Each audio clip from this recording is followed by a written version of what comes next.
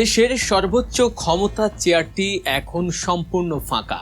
বঙ্গভবনের এই রাজকীয় আসনটিতে এখন কে বসবেন তা নিয়ে গোটা দেশের রাজনৈতিক অঙ্গনে চলছে রীতিমতো ঝড়। রাষ্ট্রপতি মোহাম্মদ শাহাবুদ্দিন চুপ্পুর পদত্যাগের পর যে সাংবিধানিক শূন্যতা তৈরি হয়েছে তা পূরণে সংবিধান অনুযায়ী আগামী 90 দিনের মধ্যে নতুন একজন রাষ্ট্রপতি নির্বাচন করতে হবে। বর্তমান রাজনৈতিক প্রেক্ষাপট ও ক্ষমতার পালা বদলের সমীকরণে এটা প্রায় নিশ্চিত যে বিএনপি দলীয় সরকার বা তাদের সমর্থনপুষ্ট কোনো ব্যক্তি হতে যাচ্ছেন রাষ্ট্রের নতুন অভিভাবক। কিন্তু প্রশ্ন হলো, কে সেই ভাগ্যবান ব্যক্তি? মেধা, প্রজ্ঞা, ত্যাগ আর রাজনৈতিক গ্রহণযোগ্যতার মাপকাঠিতে বেশ কয়েকজন হেভিওয়েট প্রার্থীর নাম এখন বাতাসে ভাসছে। চলুন সম্পূর্ণ নতুন এক দৃষ্টিকোণ থেকে বিশ্লেষণ করা যাক বঙ্গভবনের পরবর্তী বাসিন্দা হওয়ার দৌড়ে কে কতটা এগিয়ে আছেন। এই মুহূর্তে সবচেয়ে বেশি যার নাম উচ্চারিত হচ্ছে তিনি হলেন বর্তমান ভারপ্রাপ্ত রাষ্ট্রপতি এবং জাতীয় সংসদের স্পিকার হাফিজ উদ্দিন আহমেদ। সাংবিধানিক নিয়ম অনুযায়ী স্পিকারের পদ থেকে সরাসরি রাষ্ট্রপতির চেয়ারে বসা এই মানুষটির প্রোফাইল কিন্তু অত্যন্ত ভারী। ভোলা 3 আসন থেকে টানা 6 বার সহ মোট 7 বারের নির্বাচিত সংসদ সদস্য তিনি।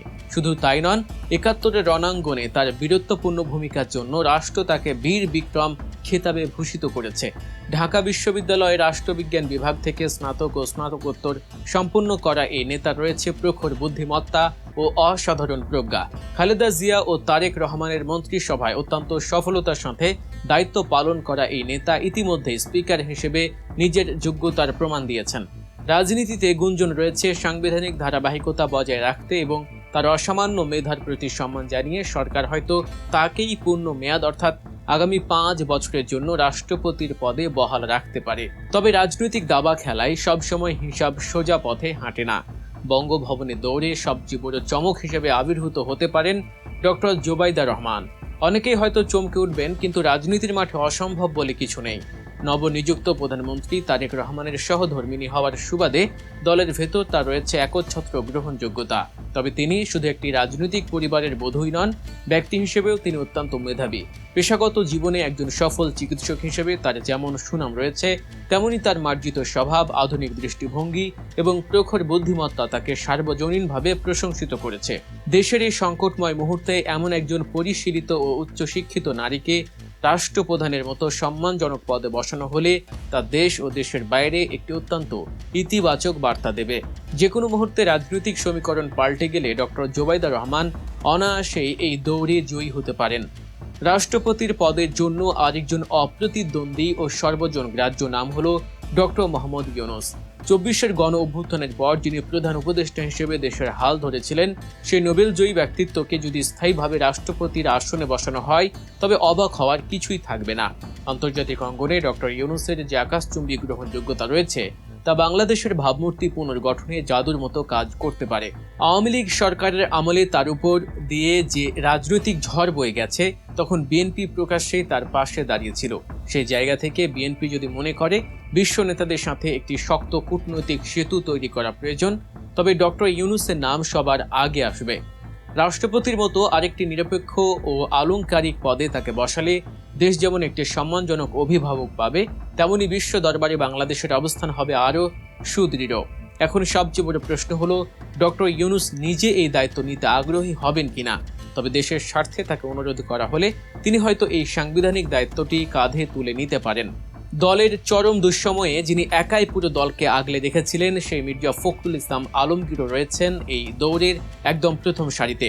তারেক রহমান যখন লন্ডনে নির্বাসিত, তখন একের পর এক মামলা, হামলা আর রাজনৈতিক হয়রানির মুখে দাঁড়িয়ে যিনি বাংলাদেশ জাতীয়তাবাদী দলকে নেতৃত্ব দিয়েছেন, সেই মানুষটি দলের কাছে এক বিশাল ত্যাগের প্রতীক। পেশাগত জীবনে ঢাকা কলেজে অর্থনীতি বিভাগের মতো জায়গায় শিক্ষকতা করা এই সাবেক বিসিএস ক্যাডারের মেধা নিয়ে কারো কোনো সংশয় নেই। ঠাকুরগাঁও 1 আসন থেকে নির্বাচিত হয়ে তিনি কৃষি মন্ত্রণালয় এবং বেসামরিক বিমান ও পর্যটন মন্ত্রণালয়ের মতো গুরুত্বপূর্ণ জায়গায় নিজের দক্ষতার প্রমাণ দিয়েছেন। দলের প্রতি তার এই অবিচল আনুগত্য এবং নিরলস পরিশ্রমের পুরস্কার স্বরূপ মির্জা ফখরুলকে যদি দেশের সর্বোচ্চ পদটি উপহার দেওয়া হয়, সেটি হবে রাজনীতিতে ত্যাগের এক অনন্য মূল্যায়ন। জ্ঞানী, ভদ্র এবং বিতর্কমুক্ত একজন মানুষ হিসেবে ডক্টর আব্দুল মঈন খানের নামও বেশ জোরালোভাবে আলোচিত হচ্ছে। বিএনপির স্থায়ী কমিটির এই সদস্য সবসময়ই পরিচ্ছন্ন রাজনীতি চর্চা করে এসেছেন। একজন শিক্ষাবিদ হিসেবে তার যে সমাজকর্ম বা রাজনৈতিক পরিপক্কতা রয়েছে তা রাষ্ট্রপতির পদের জন্য একদম মানানসই। 2001 সালে বিএনপি ক্ষমতায় আসার পর তিনি তথ্যমন্ত্রী এবং পরবর্তীতে বিজ্ঞান ও প্রযুক্তি মন্ত্রীর দায়িত্ব অত্যন্ত নিষ্ঠার সাথে পালন করেছেন। সাংবিধানিক পদগুলোতে সাধারণত এমন ব্যক্তিদেরই খোঁজা হয় যাদের বিরুদ্ধে কোনো রাজনৈতিক কালিমা নেই এবং যারা সর্বমহলে গ্রহণযোগ্য। ডক্টর মঈন খান ঠিক এমনই একজন মানুষ। তার দীর্ঘ রাজনৈতিক অভিজ্ঞতা এবং প্রজ্ঞা তাকে এই পদের জন্য একজন আদর্শ প্রার্থী হিসেবে প্রতিষ্ঠিত করেছে। এই তালিকায় আরেকজন জাতীয় রাজনীতিক হলেন খন্দকার মোশাররফ হোসেন। ৭৯ বছর বয়সী এই প্রবীণ নেতা বিএনপির স্থায়ী কমিটির অন্যতম জ্যেষ্ঠ সদস্য। ঢাকা বিশ্ববিদ্যালয়ের ভূতত্ত্ব বিভাগের সাবেক এই অধ্যাপক শুধু শিক্ষাঙ্গনে নয়, রাজনীতির মাঠেও সমান সফল। ১৯৯১ সালে জ্বালানি মন্ত্রণালয় এবং ২০০১ সালে স্বাস্থ্য মন্ত্রণালয়ের দায়িত্ব পালন করা এই নেতার রয়েছে বিশাল প্রশাসনিক অভিজ্ঞতা। ২০২৩ সালে বগুড়ার এক সমাবেশে জিএম সিরাজ প্রকাশ্যে ঘোষণা দিয়েছিলেন যে বিএনপি ক্ষমতায় গেলে খন্দকার মোশাররফ হবেন দেশের রাষ্ট্রপতি। সেই ঘোষণাটি আজও রাজনৈতিক বিশ্লেষকদের মনে গেঁথে আছে। একজন ভূতত্ত্ববিদ, শিক্ষাবিদ এবং দলের অন্যতম নীতি নির্ধারক হিসেবে তার ব্যক্তিত্ব রাষ্ট্রপতির চেয়ারের জন্য দারুণভাবে উপযুক্ত। দলের ভেতরেও তার মতো প্রবীণ ও অভিজ্ঞ একজনকে এই পদে দেখার পক্ষে জোরালো জনমত রয়েছে। রাষ্ট্রপতির পদের জন্য কৌশলগত দিক থেকে অত্যন্ত শক্তিশালী প্রার্থী হতে পারেন নজরুল ইসলাম খান। ঢাকা বিশ্ববিদ্যালয়ে পড়ার সময় থেকে ছাত্র রাজনীতির মাধ্যমে যার রাজনৈতিক হাতেখড়ি, তিনি আজ বিএনপির সর্বোচ্চ নীতি নির্ধারণী ফোরামের অন্যতম গুরুত্বপূর্ণ সদস্য। দলের যে কোনো কঠিন পরিস্থিতিতে তিনি একজন দক্ষ কৌশলবিদ হিসেবে কাজ করেছেন। 2018 এবং 2026 সালের মতো গুরুত্বপূর্ণ নির্বাচনগুলোতে বিএনপির নির্বাচন পরিচালনা কমিটির চেয়ারম্যান হিসেবে তার ভূমিকা প্রমাণ করে যে দলের হাইকমান্ড তার উপর কতটা আস্থা রাখে। তাকে মূলত প্রধানমন্ত্রীর রাজনৈতিক উপদেষ্টা হিসেবেও ভাবা হচ্ছে, তবে অভিজ্ঞতা ঝুলির কারণে রাষ্ট্রপতির পদেও তার নাম সমানভাবে প্রাসঙ্গিক। দেশের সর্বোচ্চ সাংবিধানিক পদটির জন্য যে রাজনৈতিক দূরদর্শিতা ও সাংগঠনিক দক্ষতার প্রয়োজন, তার সবটুকুই নজরুল ইসলাম খানের মধ্যে বিদ্যমান। সবশেষে যার কথা না বললেই নয়, তিনি হলেন রুহুল কবির রিজভী। রাষ্ট্রপতির পদের জন্য হয়তো প্রচলিত ধারণায় তার নাম প্রথম দিকে আসবে না, কিন্তু দলের প্রতি তার আত্মত্যাগের ইতিহাস তাকে এক অনন্য উচ্চতায় নিয়ে গেছে। বছরের পর বছর ধরে দলের মুখপাত্র হিসেবে রাজপথে আন্দোলন সংগ্রাম করেছেন তিনি। মামলা, হামলা, কারাবরণ কি সহ্য করেননি তিনি। বিএনপির সবচেয়ে অন্ধকার দিনগুলোতে যখন অনেক নেতাই গা ঢাকা দিয়েছিলেন, তখন রিজভী ছিলেন দলের একমাত্র ভরসার কণ্ঠস্বর।